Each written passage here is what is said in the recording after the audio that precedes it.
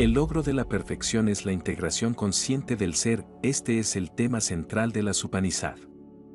Las Upanishad son revelaciones intuitivas y la intuición es la experiencia integral. Entre sus afirmaciones no pueden faltar las que exponen el fin absoluto de los diversos métodos de estudio de la realidad única, porque la integralidad no excluye nada. No hay dos individuos que piensen igual, ya que el pensamiento, que es el movimiento objetivo de la fuerza espiritual, difiere en su modo y su ímpetu en los diferentes puntos de tensión de la existencia integral. Pero, a pesar de esta distinción entre los seres basada en la diversidad de sus mentalidades, todos los individuos tienen que aspirar al logro de una meta común, a la realización de un propósito común, pues la verdad de todos ellos es la misma y todos sus caminos deben encontrarse en la perfección una.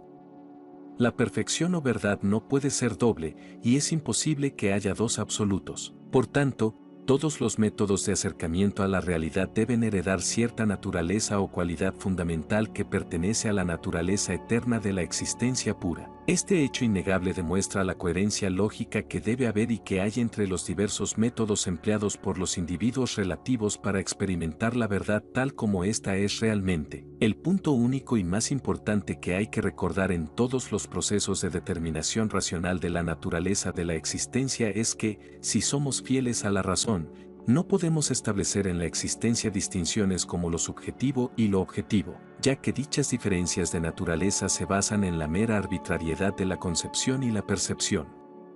Separamos en el puro ser el sujeto y el objeto solo como concesión a una creencia en la interioridad y la exterioridad que se basa en la experiencia empírica inmediata, carente de inteligibilidad. Tanto el mundo objetivo como el cuerpo subjetivo se hallan en relación con la entidad cognoscente, y la existencia es una masa indivisa de conocimiento, lo que se demuestra por la inexplicabilidad de la experiencia objetiva si no presuponemos una entidad consciente que abarque el sujeto y el objeto. La realidad del universo, en sus aspectos objetivo y subjetivo, consiste en su existencia, que no puede conocerse si no se convierte en un contenido de conciencia.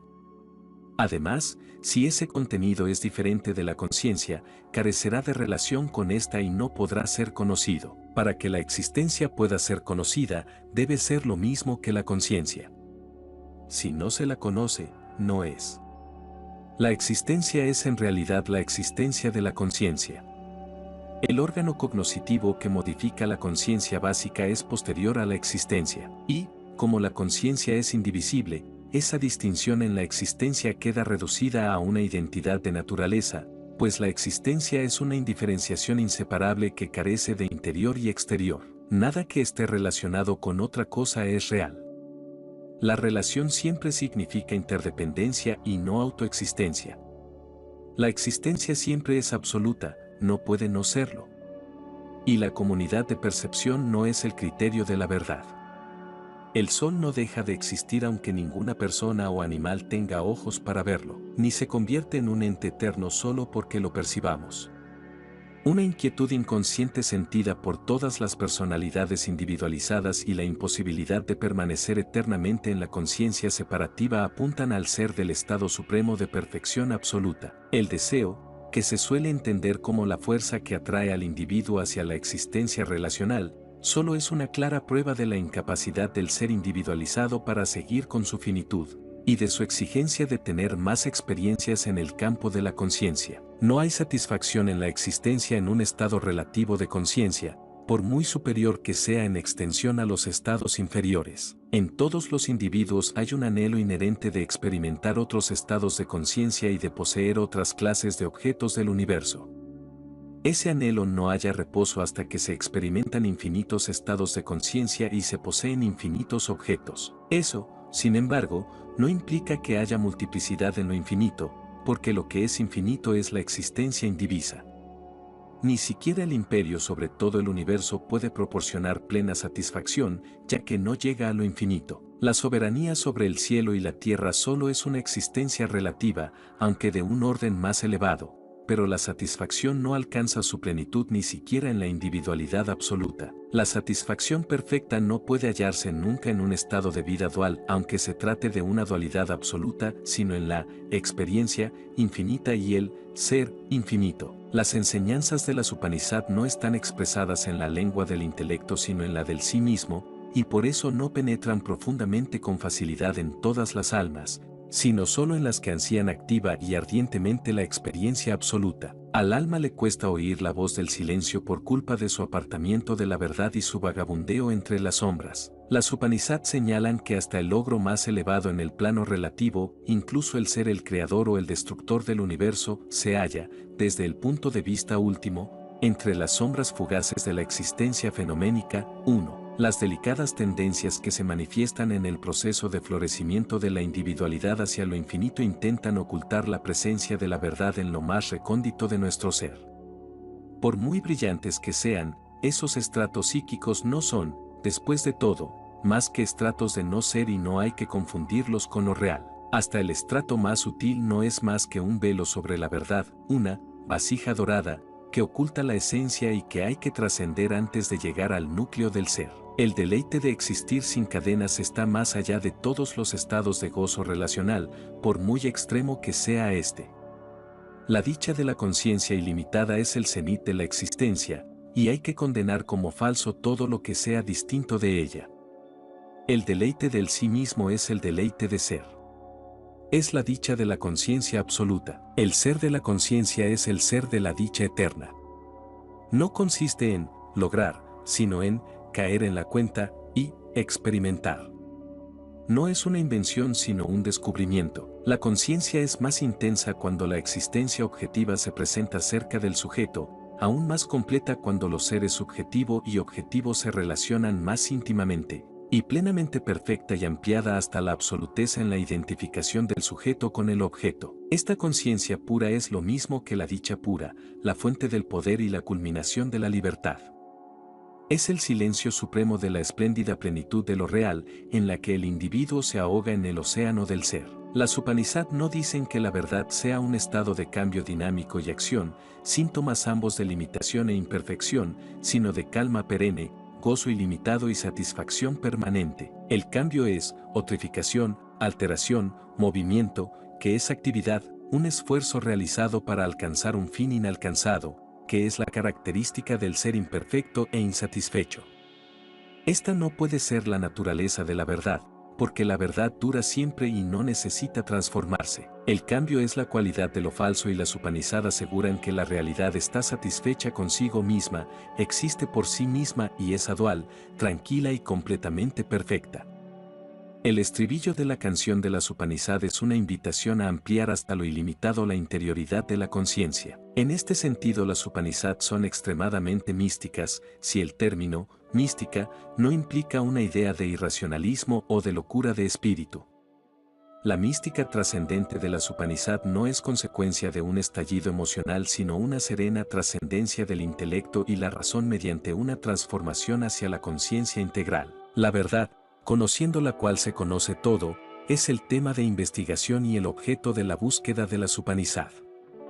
Los sabios se sumergieron en las verdaderas profundidades de la existencia y saborearon la naturaleza de la vida ilimitada. Entraron en la raíz del universo, el ser interior de las ramas de este podía entenderse fácilmente investigando el funcionamiento esencial de la gran raíz de la vida. Cuando se riega la raíz, las ramas quedan regadas automáticamente. Cuando se conoce el oro también se conocen todos los adornos hechos de ese metal.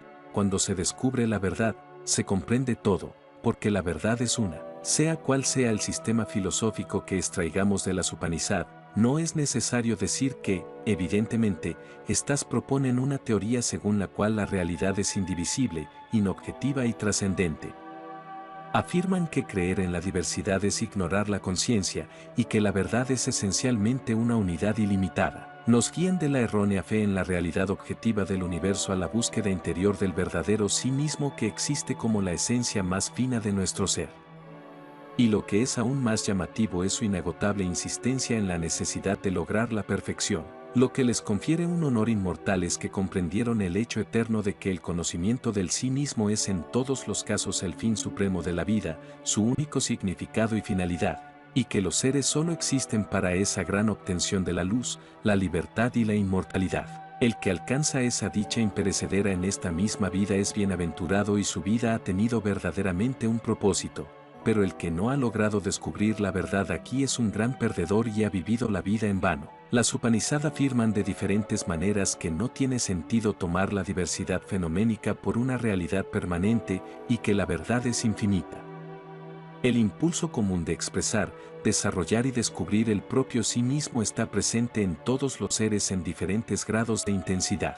Todo el proceso del esfuerzo consciente por descubrir la verdad consiste en la manifestación de este impulso, el más profundo del ser humano, y en fluir con él para expandirse hasta lo infinito.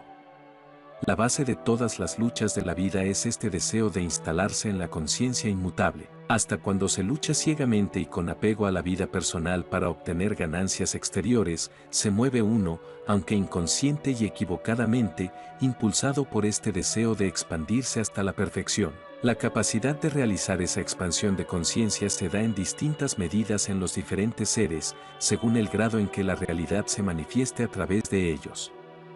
Los seres son más elevados o más bajos según la cantidad de inteligencia que ilumina su naturaleza. Las entidades de la naturaleza se distinguen por sus formas mentales, que dependen de la intensidad de la verdad que revelan. La naturaleza se muestra como espíritu distorsionado de múltiples maneras y expresado en diversos grados de manifestación. Los individuos acotados en sí mismos, limitados por el espacio y el tiempo, mantienen una relación variable entre ellos, proporcional a la profundidad de la conciencia que perciben.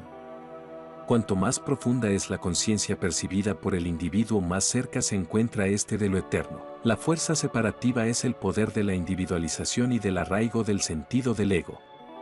Cuanto más se reduce hasta la nada o se amplía hasta lo infinito este sentido separativo, más amplios y profundos son la luz y el gozo percibidos y experimentados. De aquí se desprende claramente que, excepto en ese método grandioso y apasionado de lograr la autoexperiencia inmediata, el proceso de autodescubrimiento debe ser progresivo, y que nadie puede ascender a un estado de conciencia superior sin cumplir las condiciones de los estados inferiores, menores y más toscos. Hay que satisfacer las exigencias de los estados de manifestación más limitados antes de poder alcanzar el ser metafísico más elevado. Un discernimiento más riguroso puede rechazar la idea de un proceso progresivo en la realidad, pero en todos los estados relativos hay proceso, y este es válido mientras persista la dualidad. Sin embargo, para aquel cuyo corazón le lleva a actuar según la ley inmortal de la vida infinita, todo está bien. Ninguna enfermedad, física o mental, podrá atacarle nunca. El ser humano moderno, por muy culto que sea, olvida este importante factor. Se ha negado a caminar libremente, según la naturaleza espiritual, y ha hecho todo lo posible por centrarse en el estado de naturaleza individualizada. El sufrimiento del mundo actual puede atribuirse a esta tendencia constrictiva del ser humano, que siempre está intentando bloquear el sendero de la expansión de la conciencia espiritual. El caso de la ciencia material y la psicología, todavía inmaduras, puede mencionarse aquí en particular como una de las fuerzas que obstruyen el feliz proceso del descubrimiento de la verdad. Los males causados por los métodos educativos equivocados, las luchas políticas y sociales, la maldad individual y la degeneración del mundo se deben todos al único y terrible hecho de que la humanidad se ha vuelto en contra de la ley de la realidad espiritual. Mientras no se aplaque esta tendencia autodestructiva de la mente humana y no se le muestre al ser humano el modo correcto de proceder, el infeliz mundo deberá resignarse a su suerte.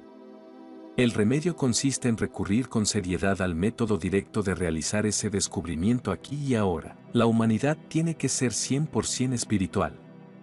Por supuesto, hay que considerar que los que crean que en su acto de autodescubrimiento están siendo injustos con el mundo no han superado la credulidad de la infancia.